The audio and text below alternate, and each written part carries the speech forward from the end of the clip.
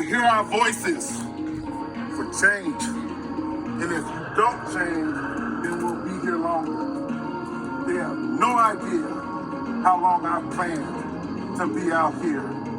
Vaughn has been posted outside the president's house day and night for 18 days. Christian joined him more than a week ago. They are among hundreds of former patients suing the university for allegedly harboring a doctor who had a reputation for sexually abusing patients during routine medical appointments. I went to Dr. Anderson. He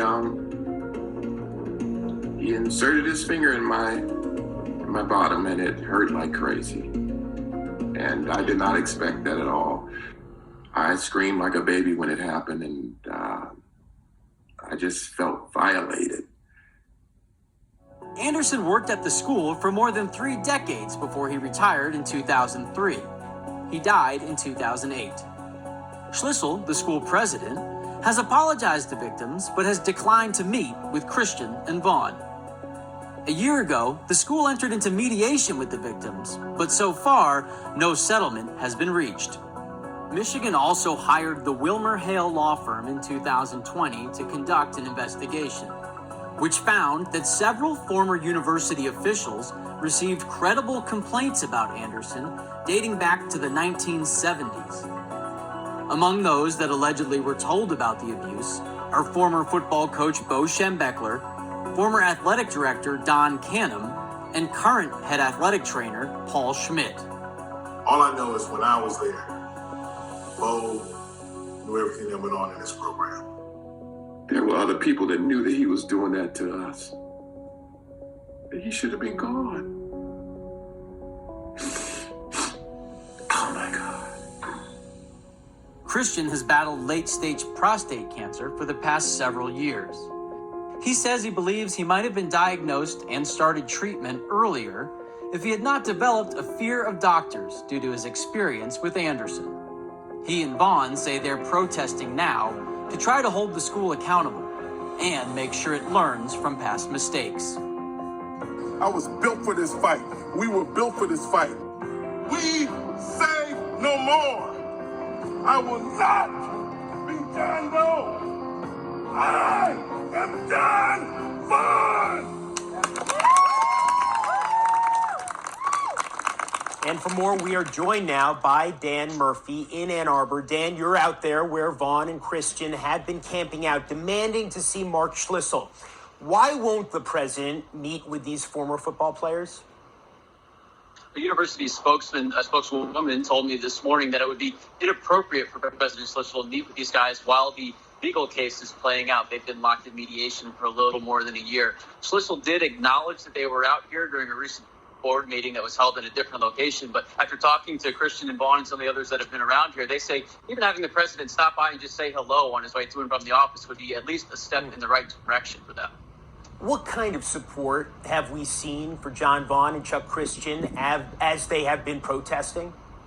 There's a sign over my shoulder here with hundreds of signatures on it from people that have stopped by to say they're in support of what they're doing, and even just spending a little bit of time out here. I've seen several students and faculty members stop by and just thank these guys for what they're doing and drawing attention to this.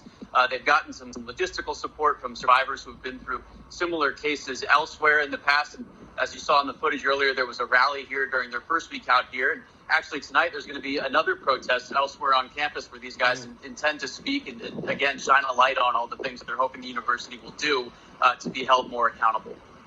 Dan, that Wilmer-Hale investigation that was commissioned by Michigan, it concluded that dozens of school officials were aware of accusations made against Anderson, but no one did anything to stop him. That includes a current member of the athletic department staff. What is his status now? Yeah, the man you're referring to there is a guy named Paul Schmidt. He's the head athletic trainer and also has the title of assistant athletic director on campus. And they've spoken to several former athletes, and they've alleged in lawsuits that Schmidt often joked about Anderson and sometimes even used those jokes as sort of a veiled threat saying, if you don't stop complaining or if you don't do what I tell you, I'll send you Dr. Anderson. He'll make you drop your drawers.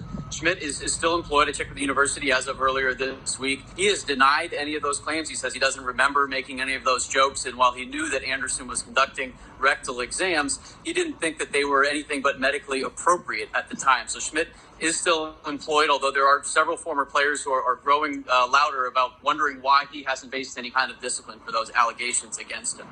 How does Michigan explain the fact, Dan, that it allowed Robert Anderson to keep his job for so long, despite all the complaints that were made against him going back decades? And what responsibility does the school now accept?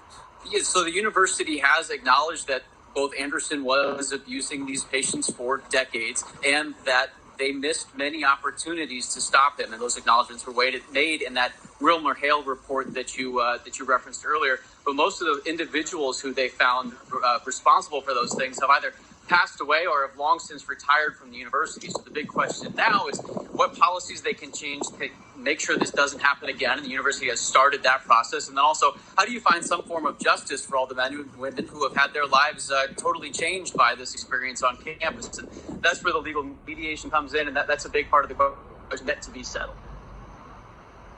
Why is this mediation process, with hundreds and hundreds of survivors, taking so long? It's been going on for a year. Yeah, that's a great question. They started last September, and the university, when this first came to light, said they were hoping to bring this to a quick and equitable resolution to make these survivors feel some form of justice. So far, that hasn't happened quickly. You know, a big piece of the puzzle here is many of these cases fall outside the statute of limitations because it's taken a long time for people to acknowledge and understand what happened to them while they were in Anderson's office. And I think a part of that is whether or not some laws will change in order to give these guys a little bit more of an opportunity to have some standing in those cases. And hopefully once we get to that point, we might see a resolution in this case. Dan Murphy in Ann Arbor. Dan, thank you as always for joining us. Brian, Matt, back to you guys.